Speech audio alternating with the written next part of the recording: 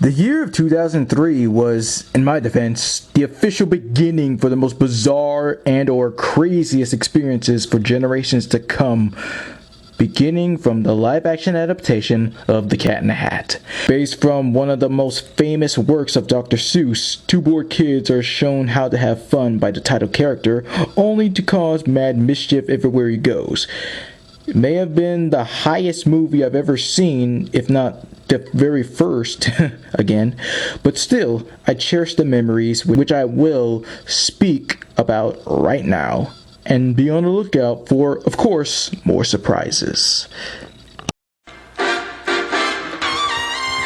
get down to business, as usual, start out with the trailers and the promos and stuff until you eventually see it. And so, this goes two different ways. I first saw it on VHS. The VHS version, it started to play the trailers of first Peter Pan, then Dr. Seuss DVDs, and then Shrek 2. But on the DVD version, first it was Dr. Seuss, then Peter Pan, and then Shrek 2. So they switched up then. Well, you know, whichever different way, it was fine as well. But that's when we get into the good stuff. How I first got introduced to nearly everybody. Well, the main cast. Everyone else, yeah, pretty much already did. Well, I don't know how I got introduced. Maybe I saw it on TV when I was a child, or saw it on VHS. I'm not really entirely sure. But, maybe 1 or 2 years ago, I rewatched it on VHS, and it's alright. For me, I saw it years ago on Cartoon Network. Oh. Wow, they showed it on Cartoon Network. Yeah. Alright then. Well, alright, now that we're there, out the way, let's get down to business. So yes, even though this is how I got introduced to Mike Myers before I knew that he was Shrek, or maybe I didn't listen clearly in the Shrek trailers and stuff, but it's really sad to know that he was forced into this. Yeah, he didn't deserve that, because if you don't want to be in a movie, that's fine. You don't have to be in a movie. You can't just be forced to.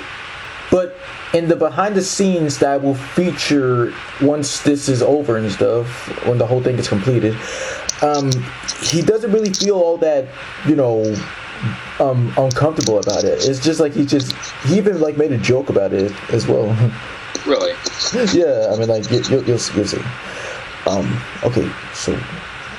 And also with everybody else, it was a great pleasure to be introduced to also Spencer Bristling, Dakota Fanning, the late Kelly Preston, Alec Baldwin. Kelly Preston? Yeah, she played the mother. Wait, she died? Yeah, she's dead. Yeah. No way! How'd she die? I think it was breast cancer or something. Yikes! Yeah, it was breast cancer she died in 2020. Oh, she died 2 years ago? Oh my! Yeah. Oh man! Oh yes, it shocked all of us, and even more shocking to me was that she was the wife of John Travolta. Shut up! Yeah. Whoa! Wow! I did not know that either. Or unless I did, I actually forgot. But let's just say I actually did not know that. That's another shocker. Besides, The Cat in the Hat is just basically the original Cat in the Hat book. The two kids are bored. They heard a thump noise, but then Cat, since the kids were bored, Cat shows them what fun it shows them fun. Then starts to ruin everything after that when Thing 1 and Thing 2 came in. Then the difference is, unlike the book, the box, I think the box makes them go to this fictional and fantasy world that they were in. Huh? Not really. It's just the crate stores the mother of all messes. Has this chaotic madness and stuff. Yeah, but it's funny that they poke fun of their own advertisement right there. That was pretty funny. Let me see what else. And after they came back, they came to shut down the box since it was causing a lot of problems, and also the house was a huge mess. But then, as it turns out, the house gets even more messy. And then, it was all Cat's fault. So when the kids tell him to get out, that's when the cat leaves, just like the original story.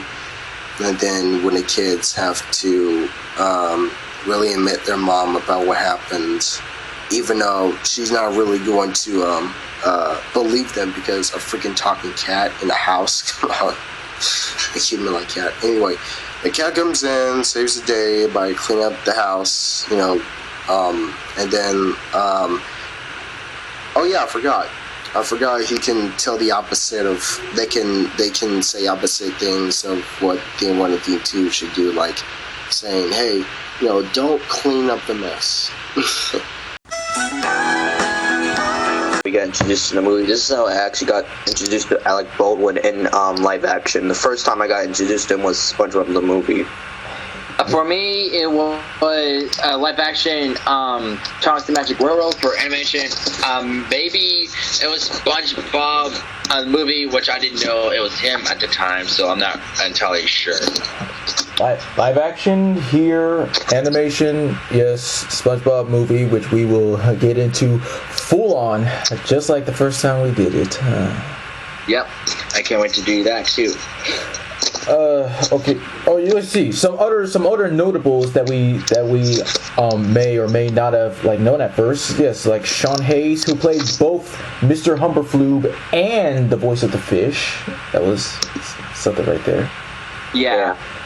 For me, I got introduced to Sean Hayes in an old TV sitcom called Will and Grace, where he played a gay character named Jack McFarlane, which I didn't know at the time he was actually gay in real life, which is actually interesting. Yeah. And he's one of my favorite characters in the show. And when we watched Cat in the Hat on VHS, I was surprised to see him in the movie.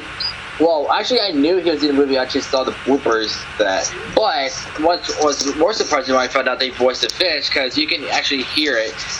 So yeah, he did pretty awesome playing both roles. And he is the boss of the wife of the children. Wait, what is her name in the movie? Okay, the wife's name is Joan, and the company that they run is some kind of hand sanitizer company. Yeah, and he's a complete germaphobe. Yeah, like a complete 100% Howie Mandel. Yes. You're fired for touching my hand. I don't like germs. I'm the new Howie Mandel. Oh, yeah. Wait, why'd you mention Howie Mandel for? Because he's a germaphobic, too. Yeah? Yeah. I didn't know that. Whoa. I did not see that coming. How did you get introduced to Sean Hayes, Blitz? Well, yeah, it was both, the Cat Hat, the movie, and Monsters University. Yes, which I had no idea at the time that I was in it, which actually shocked me. I found out later on. He's also in a movie called Igor. We voiced a character named Brain, which is a one-armed robotic character. And speaking of Igor, I was actually playing Igor the video game on Wii earlier. Okay. Oh yes, right. Yes, like other notables and stuff. Because yes, of course, with Frank Welker voicing Nevins. Nevins, yes, the voice cast in the movie. Yes, we got Frank Welker. Of course, I was really surprised to see Dan Castellaneta voicing Thing 1, Thing 2. You can really hear Homer's voice in one of them when they were doing that. Blue for the one, sit, hunt. Yeah, you could. And another one was Jared Norris, who voices that announcer. Yes, so very much. And then now introducing the astounding products. Yeah. Oh, wait, and we also with Amy Hill. She was Mrs. Kwan. Yes, which I didn't know that was her at first. Well, actually, I have no idea who Amy Kwan is. Amy Hill. Hill. Yeah. Well, if you listen up, okay, so she was in stuff like, yes, Next Friday and let's see, The Life and Times of Juniper Lee. She was also in That's So Raven, Jackie Chan Adventures, The Lilo and Stitch. That's So Raven, huh? Yeah. And Lilo and Stitch? Yes. She played Lilo and Stitch. She played that old woman, Mrs. Hudson. No way. Yeah. Huh. Wow. She was also an American Dad. Yes. Oh. And 50 First Dates, Christian. Oh, no, what? Get out of here. That was her? Holy crap. This turned out better than I thought. Shut the front door. Wow. Holy cow. So, okay, now I know what you're talking about. Like, wow, I didn't know that she was in Kind of Hat. Holy cow. It was such a pleasure to hear her swear in Next Friday. Well, I've never seen the Friday movies. I wish I did, but... She was also in 2.5 Men. Really? Yeah. The characters, now as for the characters' dialect is just only Cat.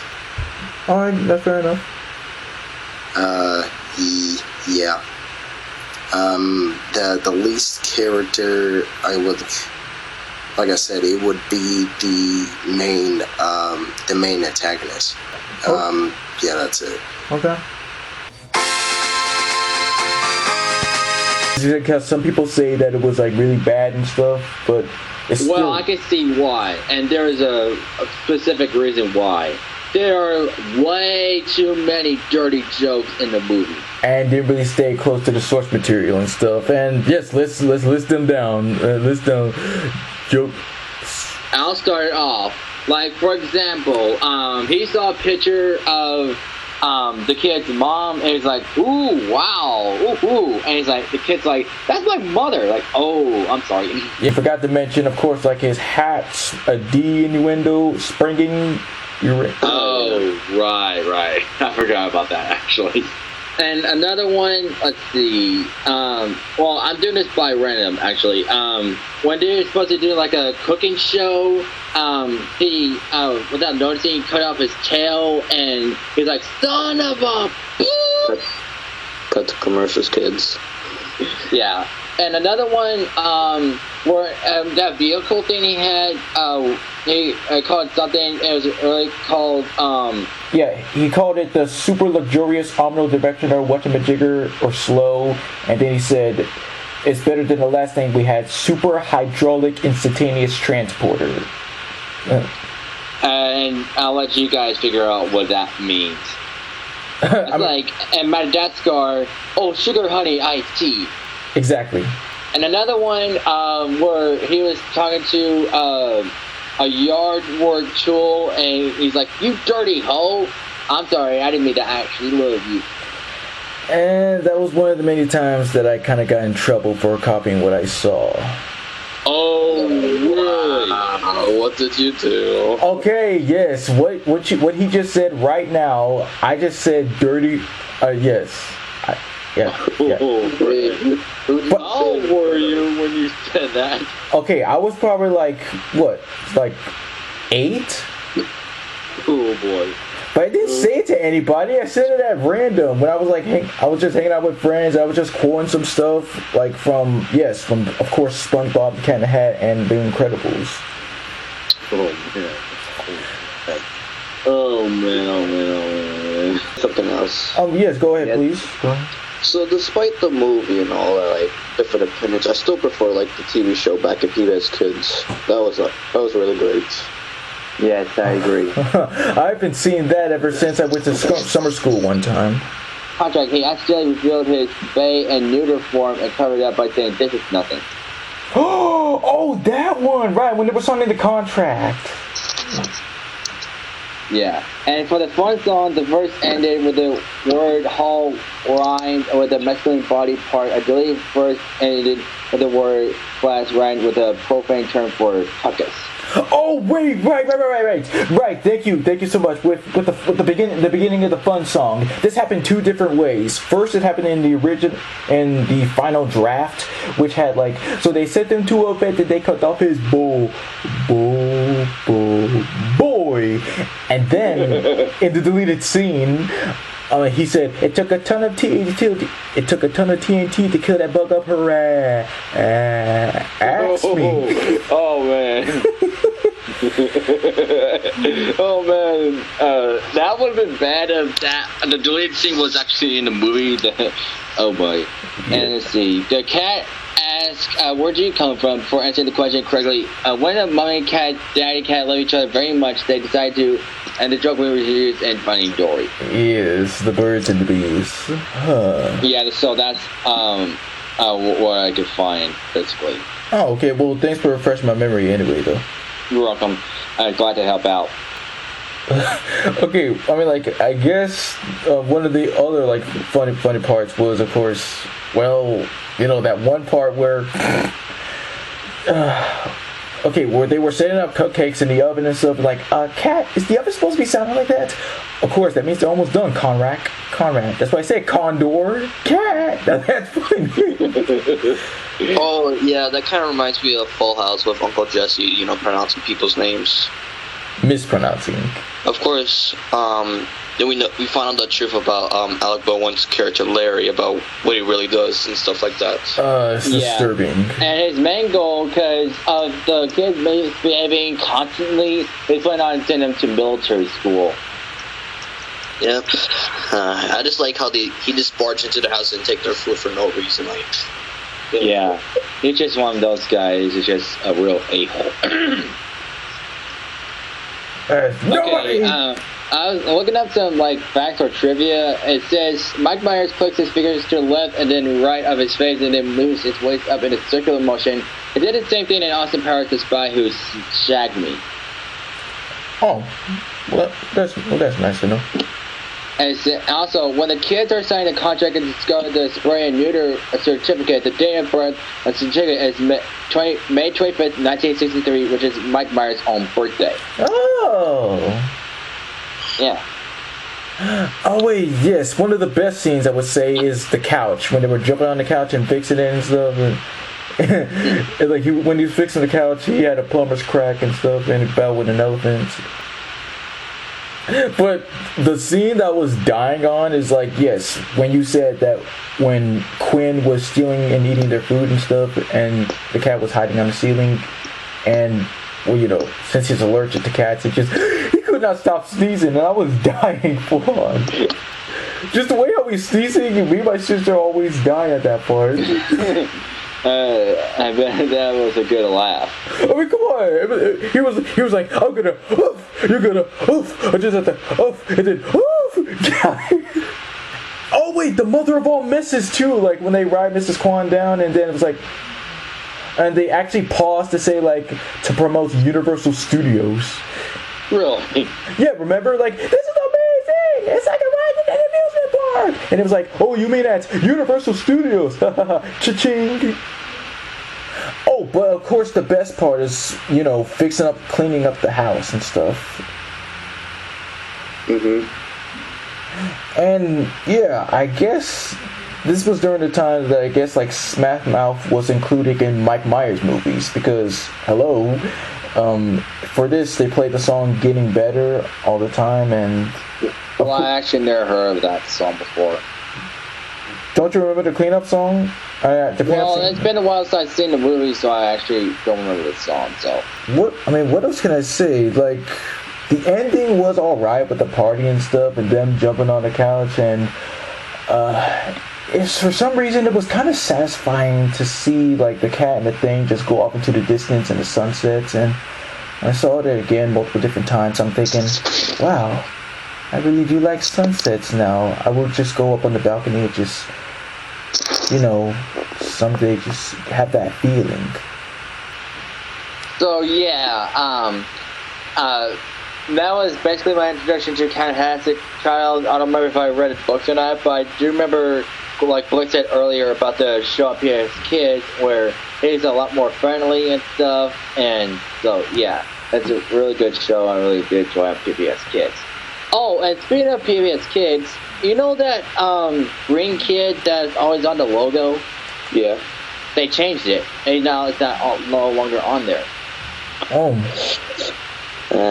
What you gonna do now? Yeah.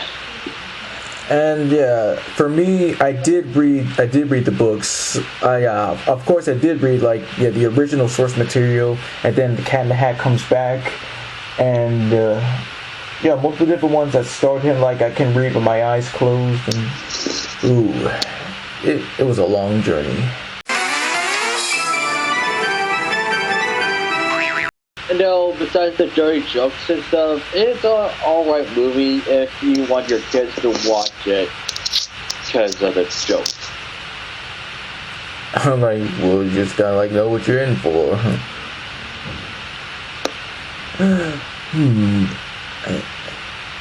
I'm gonna say 9 out of 10. Oh. Wish we could have talked about more, but it was still fun. Oh yeah, well, like I tried to, but I just didn't want to like give really nothing. I could just only give a little bit away, but some of the special features, I'm much willing to show much more of that because to surprise you and impress you more. Now, with my opinion, yeah, like I said, it's a really fun movie, even if it's not the way it was in the book.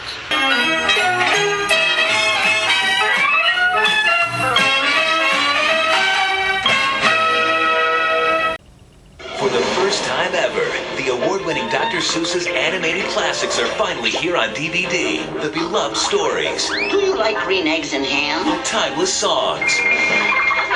By George, I think he's got it. Share the magic of Dr. Seuss's original and unforgettable animated classics. Don't miss your chance to collect them all. On DVD today. Splendid! No, not Napoleon. It's time for you to grow. What if you could escape to a faraway world without parents? Forget them, Wendy. Forget them all. Come away to Neverland. Captain, the ice is melting. The sun is out. The flowers are all in bloom. He's back.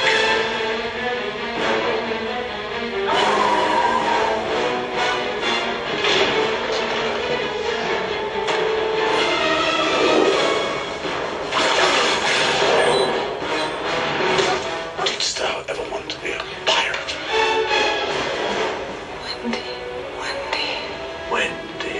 Promise me one thing. Leave hook to me.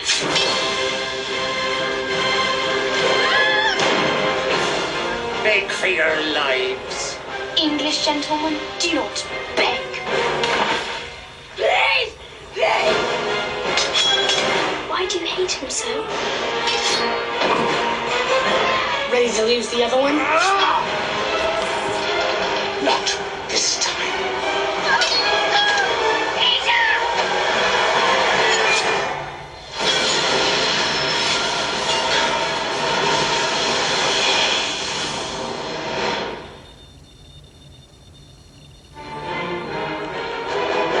Once upon a time, there was a handsome prince who set out on a quest to rescue a fair princess.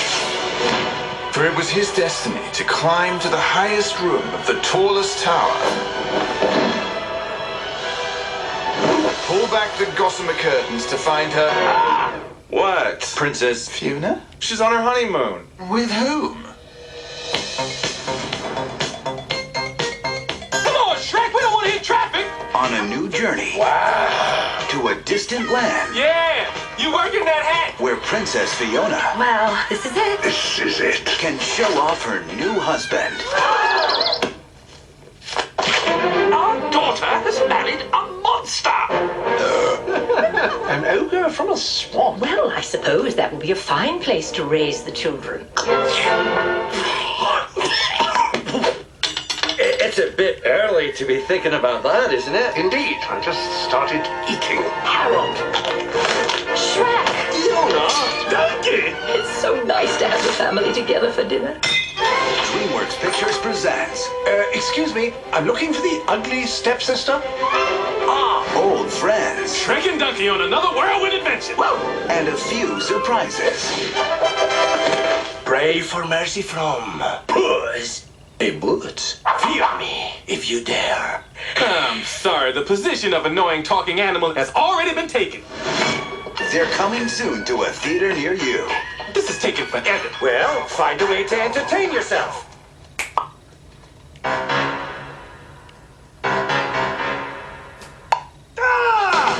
now, you're an all-star.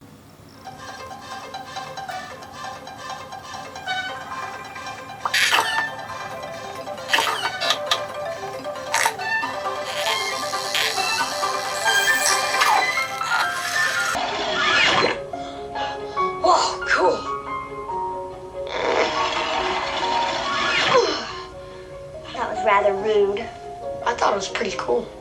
You would. You should. Oh, hello there. I'm Sally, and welcome to the Cat in the Hat DVD. And I'm Conrad. And if you click over here, I'll show you some real cool stuff about the film. Or if you click on my side, I'll tell you some amazing stories about how they made the movie. Don't listen to Sally. Her stuff is boring. Click over here. The word you're looking for is interesting. Remember the fish? Well, Conrad, guess just you and me. And it's our turn to have fun.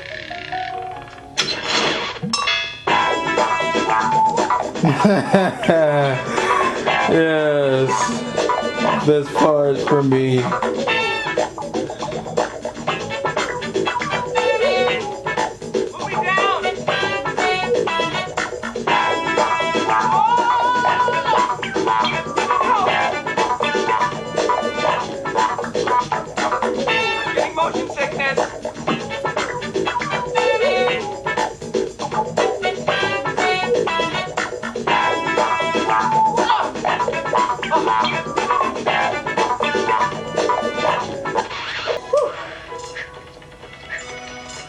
Welcome to my side of the mini-news.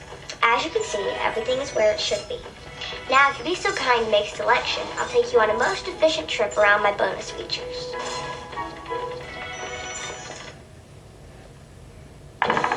You picked a cool one. Check this out.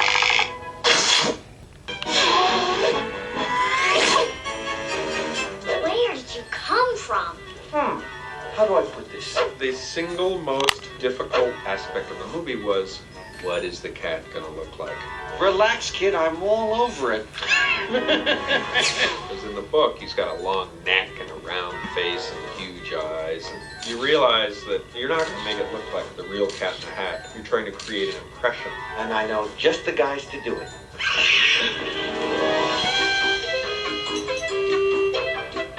The most important thing, the thing that's key in making the cat's face work is, hello, Mike Myers. That'd be me. You know, you've got Mike Myers, who's got a very elastic and expressive face, so you don't want to entomb him in prosthetic makeup and because that makes his job, which is hard enough, even harder. A really great balance of my face and the makeup was struck, and I have to say that the stuff is so incredibly well applied. I think I even scratched my snout once, assuming I had nits there. The whole ensemble is really brilliant. They worked really hard in creating it, and it's just amazing. He looks exactly like a cat, and of course he's Mike. This is the part of the makeup process where I look like an Amish elder. You're in 3.5 hours of prosthetic makeup, then you put this hot furry suit on, and then you go out and there's this crew and there people are looking at you because you've got a tail hanging out your butt. You're being a good sport. What's that? You're being a good sport seems hard. it's I have more stuff in different parts and crevices in my body than I care to talk about publicly, really. My ears were remote control, my hat was remote control, my tail was remote control, and I really felt like NASA was involved in a lot of the stuff that I did. However, a little voice inside of me is saying, this is a bad idea. There's a couple times in the movie where I'm wearing this hat, which is really tall, and all this fur, and it was like 90 degrees in Pomona, and I had to run like for 3 blocks. It was bad. I was a sweaty, stinky mess. Well, most of the time I'm a sweaty, stinky mess, so I'm kind of used to it. watch me fly, kids.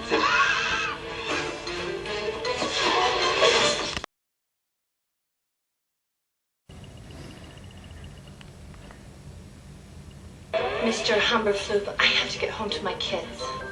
Your children.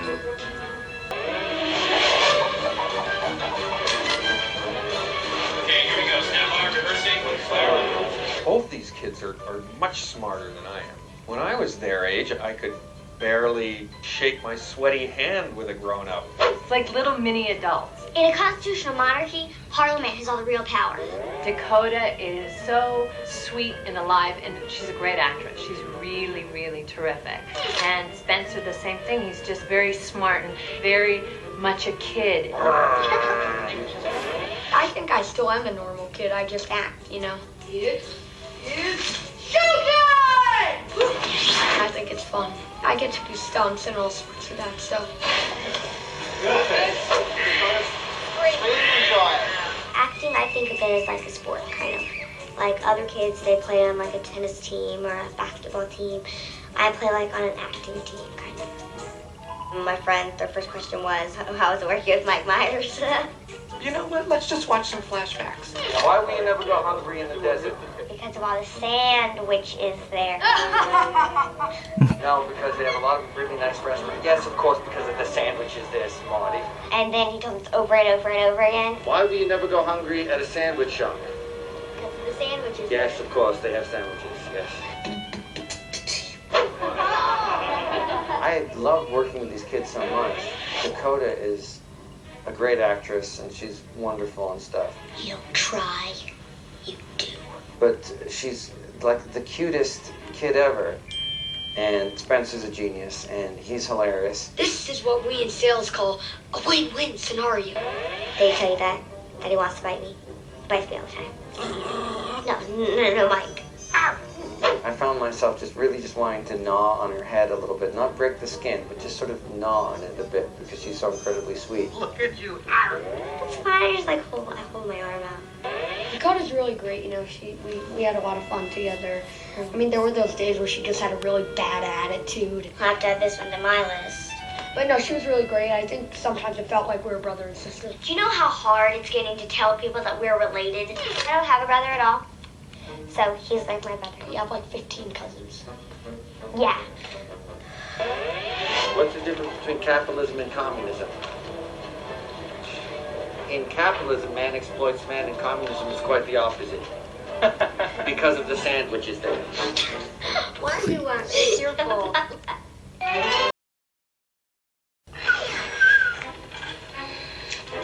Hey, you guys picked something yet? No. This is great. This is getting depressing. Come on, guys, pick something. Oh, cool. This is great.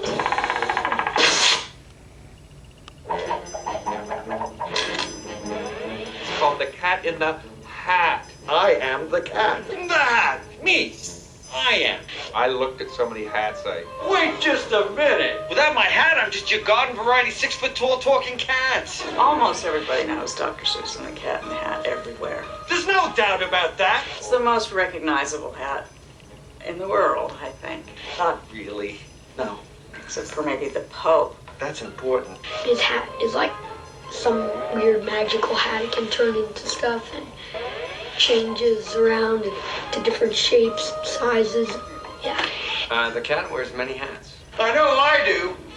There's probably 15 to 20 hats for the different trick shots that they had to do. When the cat is sad hat, when the cat is happy hat. That's right. We have tried many, many hats. We've tried tall hats and fat hats. I prefer the term big bone. We have a lying hat that tilts to the left. Right. We have a spring hat. We have a hat that tilts magically and opens. And the airbag hat. And the periscope hat. How could I forget the periscope hat? Come on. The CD player, that comes out. I think I like the tennis ball can hat. I thought that was an amazingly satisfying design. There's a couple hats that didn't even make it into the movie. A doctor's hat, like it's a mirror sticking out of him. That comes out. It's going to be a fairly fantastic hat in the movie. And some of these mechanical hats weigh more than 5 pounds. Well, what are you going to do? He has a skull cap under his costume with magnets and a pin. And there was this screw into his head, and it would just look very funny, you know. You'd be there getting ready to go on camera and kind of seriously, you'd screw this screw in the top of his head and then go, you know, like it was a receiver from another planet. Well, I was able to pick up the Canadian Broadcasting Corporation, and I watched most of the Toronto Maple Leaf home games, so it had a nice little side benefit. Something magical and full of wonder. This cat should not be here. He should not be about. He should not be here when your mother is out. The fish is the voice of reason who will not embrace change. Impossible! His entire life is spent in a small bowl of water and urine. Come on, kids, you gonna listen to him? He drinks where he pees. The fish plays a very big part because, first of all, the fish is a visual effect in the very best sense. The fish is played by Sean Hayes, who is hilarious. The fish is the glue that holds the whole movie together. I love the fish because the fish is the conscience. This cat is currently in violation of 17 of your mother's rules. City morgue. 18! It doesn't have a name, though. I wish the fish had a name, but the fish's name is just fish. Me! Remember the fish? We wanted kind of a slightly panicky, nervous Nelly, whiny character. Red light! Red light! Red light! Red light! Red light! Red light! Red light! Seemed like a very natural choice, and he's just extremely funny. Came home in a baggie, loved me for 2 weeks, and then nothing! Good. Can we play it back? I spent a lot of my time listening to dialogue that was pre-recorded, trying to decide how to best display the intention and the intensity and the emotions of the dialogue through the character that's appropriate for the movie. Well, sure he can talk, but is he saying anything? No. After Sean records his dialogue, then I take it to the animators and give them direction as to how the fish should behave in every particular scene. It's like a tennis match. The animators will animate to your voice, and then you'll also sometimes dictate to the animators what it should be. So all the preparations that you would do for an ordinary actor, you would do for a CG character. A lot of time was spent so that we had the right wrinkles in his forehead, and the right posture when he slouches, and how much fat he should have, like on the outside of the belly when he's sitting on the ball. When I first watched the cuts that I was in, I mean, it was astounding. Oh my God. And the CG creation of the fish is a masterpiece. I think it's slippery and it has shine and it exists. And, you know, what these young people are doing these days with animation is kind of amazing. Bravo, cat.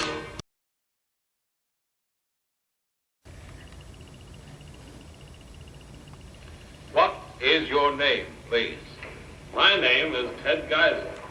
What is your name, please? My name is Ted Geisel. What is your name, please? My name is Ted Geisel. Who is the real Ted Geisel? Born 100 years ago in the small town of Springfield, Massachusetts, Ted Geisel would grow up to become one of the world's most popular and celebrated authors. Yet few to this day recognize his name. For to Ted's millions of adoring fans around the world, he will forever be known as Dr. Seuss. I am the cat. One of my earliest and happiest memories, I think it was my 4th birthday. My parents got a complete set of Dr. Seuss, and I devoured them, and I treasured them. I think because you grew up with these books, and because they have universal themes inside of them, and because the illustrations ignite such fantasy in your mind as a child, it just leaves sort of an indelible memory. My dad used to say, and it's important to remember that he published Eugene O'Neill and William Faulkner and John O'Hara and all kinds of other people, but he always used to say that Ted was the true genius of all of those people. Give me 5. 4. In 1955, The Cat in the Hat was written in response to the growing illiteracy amongst American children. A publisher challenged Ted to write a book that kids could not put down, insisting the book be limited to a list of 225 words. Ted spent 2 years working and reworking the list. Finally, obviously, you know the answer. He did do it, and it took off like a rocket. The other thing about Dr. Seuss, which is why I think it's a classic for so many generations now, is the words just seem fun in your mouth. The stars of Seuss's material are children who go through something. They go in one end of something and come out the other end of this psychedelic world. And they come out having learned some life lesson. I'd have to say that The Cat in the Hat is my favorite book. You know, it's a great character you think is an anarchist at the beginning, and then you realize he's a teacher. And what he's teaching is balance. And underlying all that was the idea to make them love to read and go forth on their own. So the real Ted Geisel, please stand up.